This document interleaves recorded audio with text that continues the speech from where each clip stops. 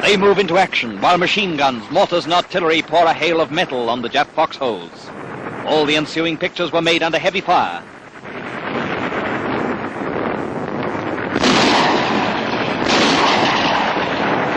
At the base of that tree is a Jap foxhole. The ridge is honeycombed with them. Their defenders must be dislodged.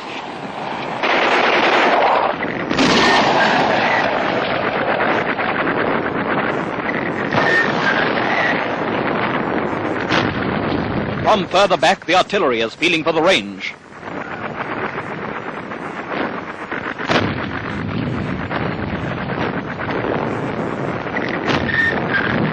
Direct hit! But they're deep down, and their dugouts are connected by underground tunnels. Machine gun fire still comes from this and other foxholes. In the final analysis, it's the infantry who must be in at the kill. And it's these men who must get that foxhole. A man is hit. He got a machine gun burst in the shoulder and back, 4 yards up that slope. Quickly his comrades aid him with emergency field dressings, and the call for stretcher bearers brings an immediate response. Here is war in all its grim reality.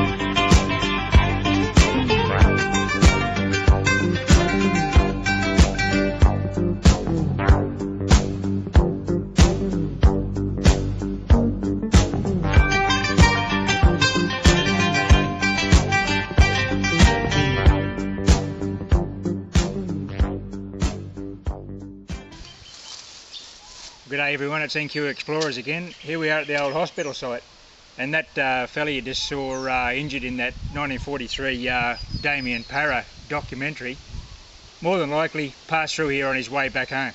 So this is a really large complex, big tent hospital, but these slabs here were just tent wards, but there was substantial slabs up through. There's a variety of wards going up through there. Actually, where I am now, this spot here, wouldn't be a real pleasant place to have my nose 65 or 66 or 67 years ago, because it was a dysentery ward. These poor fellas would have suffered a bit in here. And we've got various wards up the slope there. There's a psychiatric ward, which is a pretty sad thing, and then there's a VD ward, repatriation ward, all that sort of thing. So it was a really large complex, and it didn't just service the combat casualties from New Guinea and the South Pacific, but there were 3 divisions camped in this area, as you've seen in some of my earlier videos, and training accidents, general sickness, those fellas all came here too. So it was a big place. So we've got the Infinium with us today, because this ground you can't hunt it with a VLF, too hot. I'll show you that in a minute. We'll see what we can find. If we don't get anything interesting, well, there's a few other little things I might show you around the place, so we'll get on with it. Well, here's a first little find that we've had with the Infinium. It's maiden find. Well, a keeper anyway. There's been plenty of wire and nails from the old the structures here. There's roofing nails and wall nails everywhere. Looks like a little, well, it's only a very small round. It's possibly a 22, but it's a very small calibre. But I'll just get you an idea how hot this ground is here. This Infinium pulse induction, it's absolutely, a VLF won't look at this ground. This thing just punches through it nice and quiet, no worries at all. This is the Pro pointer. Obviously it's an all metal instrument, and you can't ground balance it, but I'll just show you how hot this ground is. Pro pointer picks the ground up everywhere. You cannot pinpoint in this ground with a pro pointer. Look at that, that's how hot the ground is. So the only way to detect here is with the pulse induction detector. So I hope that I'm one of the first blokes in here with a PI, because I don't think too many VLFs would have much success here. Well, we'll keep hunting on. Righto.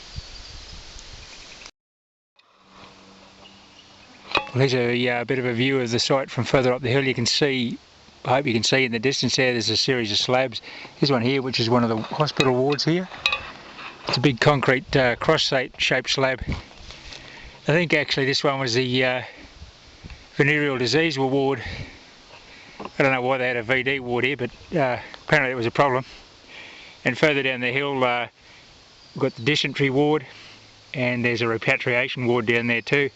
So it's quite an extensive complex originally, but there's not much left of it now. There's farmland on either side that's sort of retaken the ground, and the Crown land was sold off after the war back to private people. So yeah, it's just basically farmland in the area. There's this little section in the middle where there's a few ward slabs left. Well, here's our first relic for the day, and it's definitely military, and it's medical related. A little tiny buckle. That's probably off a dressing or one of those elastic bandage type dressings. Tiny little brass buckle. Okay, that's good. This stuff's just getting through this hot ground really easily. I've been here once with a VLF, and it would just, you can knock your sensitivity way back, and it will detect, but you're only really doing the surface. It will not penetrate this soil. So I'll show you a bit about this soil in a minute, but that's the first good little find. We'll move on from there. Well, how about this? Check your holes. Just got that little buckle, possibly off a bandage. Check the hole and check this out. A button. It's complete with fabric on the back. Definitely a military button. It'll be Commonwealth Military Forces probably, or maybe a nursing service button. I'll clean that up and I'll show it to you shortly, and I'll subtitle the information. What a great find. That's great. Really happy with that. Right, we'll move on to the next target.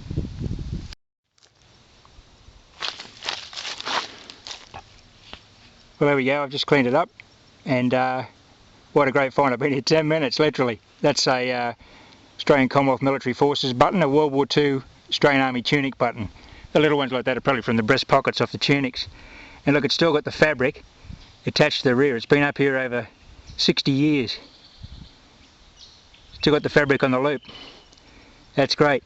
Okay, we'll keep hunting. Well, we've hit the jackpot here. Same hole. Checked it again. And here we go. Yet another button.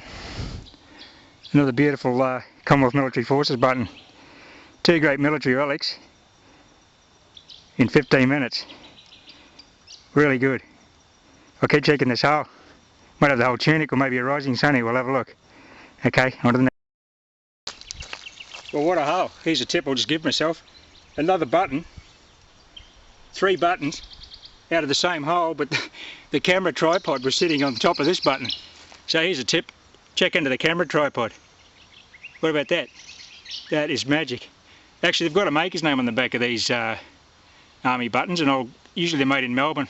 Stokes or one of those coin minters in Melbourne often made them. There's a military contract. So there we go. 3 tunic buttons in a hole. I'll keep checking this hole, and I'll move the tripod this time. Okay, what I want to show you here is this the ground I'm working in. This is really hot ground for a metal detector. That's why I've got to use a pulse induction machine. The reason it's such hot ground is it's highly mineralised, and that's because it's a big lava flow. This is, on geological terms, especially as far as Australia goes, I believe it was the most recent volcanic eruption in Australia. There's no active volcanoes in Australia, they're all extinct. They believe, the volcanologists believe, that it could have been between 100,000 and as recent as 10,000 years ago. This lava flow came through, a massive flow. The cone, the volcanic vents just up the hill there, probably 3 kilometres. This is the material I'm working in. Scoria rock, basically solidified lava. Here's an example of it there. You can see the gas bubbles in it. Really hot ground. Now these rocks give a signal, as I showed you before, to the probe pointer, and a VLF detector will signal on that rock, and it will signal on the soil. The pulse induction doesn't. It ground balances through it fine. Although if you are an Infinium user, I'll tell you now that I have had to run that in fast track mode because it does vary. There's some really hot spots and then it sort of cools off a bit, the ground over just a couple of metres, so hard going. Very satisfying to find anything in this ground, and getting those buttons has really made my day. So like I said, hard work here, but this would have to be the hottest ground I've ever seen. And I've been to a few goldfields around Australia and this is really, really something. So anyway, I just thought you might be interested in that. Bit of scoria. It's only 10,000 year old perhaps, which for Australia is a very new piece of rock. Very fresh.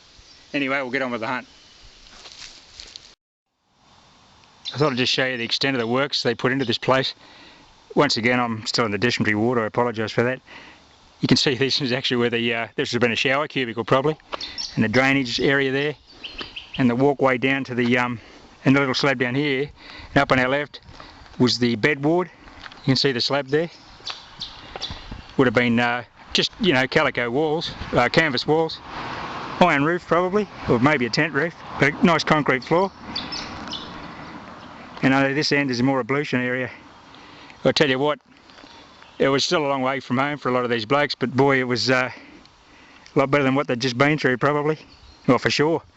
New Guinea, I mean, like I was in the intro there, something like 29,000 casualties just on sickness, malaria, dysentery, you name it, in those jungles up there. So those fellas did it tough, and then they had to fight too. So good on them. Well, there you go, that's one of the wards. I'll show you another one further up. Well, this is the difference between working with a VLF machine and a pulse induction machine. A rusty nail. So what? Well, on a VLF machine, you're ironing your nails, you're off the bottom of your conductivity scale, you generally discriminate them out. Pulse induction discrimination doesn't work like that. To a pulse induction machine, because of the decay time on the pulse and the way it's retained in the object, it returns to the machine iron and steel is highly conductive. So I dug this target because it gave me a low-high tone, which the machine's telling me highly conductive. Could have been a penny or a coin. Instead it was iron. Now, you'd logically expect, coming off VLF, that to be a low conductive target, but it's not. To a PI machine, it's a high conductive target. So you end up digging a lot of nails, but you have to because your good targets will be up in the same range. Just a unique thing to pulse induction, the way the pulse train runs into the target and back to the detector, iron is highly conductive. There you go. Well, this is a big moment. You're here to see the first coin this Infinium's ever found. Shallow target under this old gum tree here. Just scraped the leaves away.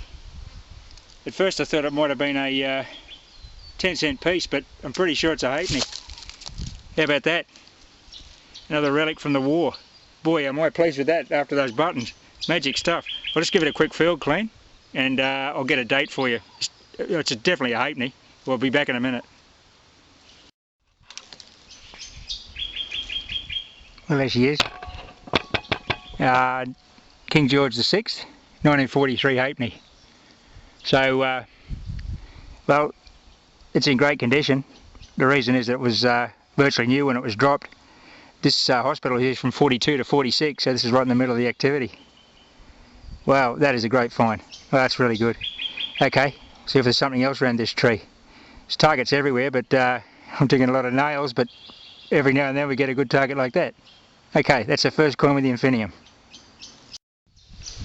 Okay, I just got that halfpenny in front of the toe of the coil there, and that was almost a surface target, an inch down.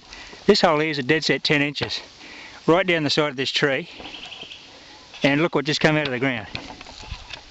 It's a coin. I just haven't picked it up yet, just scraped it out. There we go. That was way down deep. Gave me a nice low-high tone from the surface. Looks like it could be another halfpenny, eh?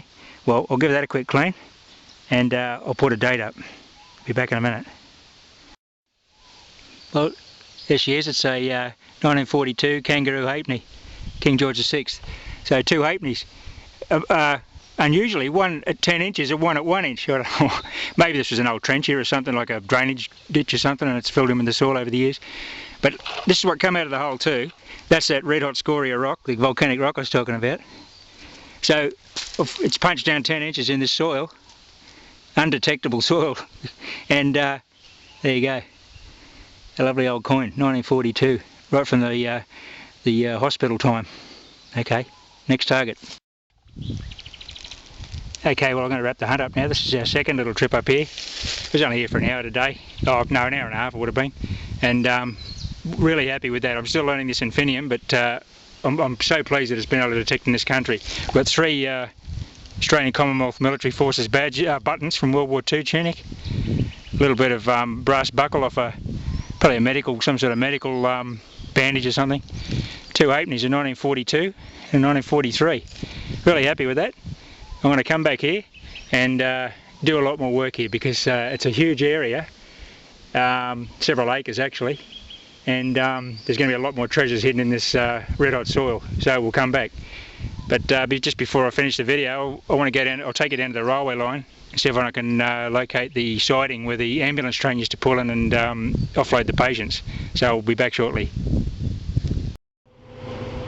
Well, here's a little scrub python just settling himself on the road.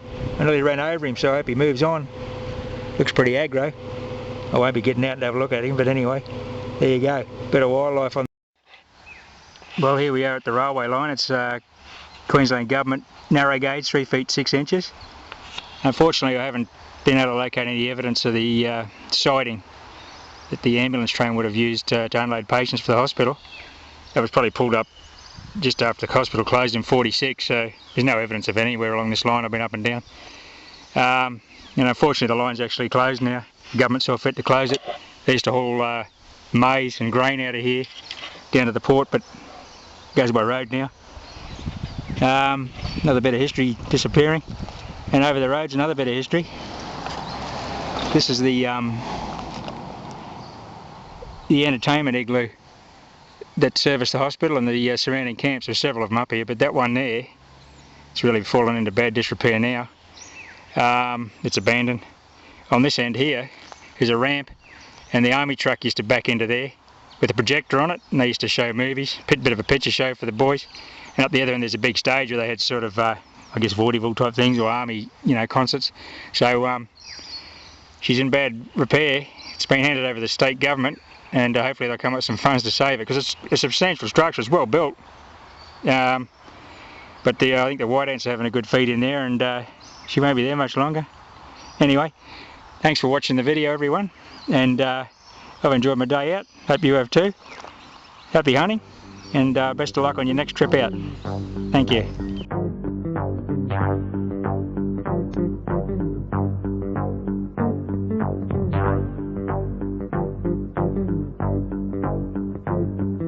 Yeah.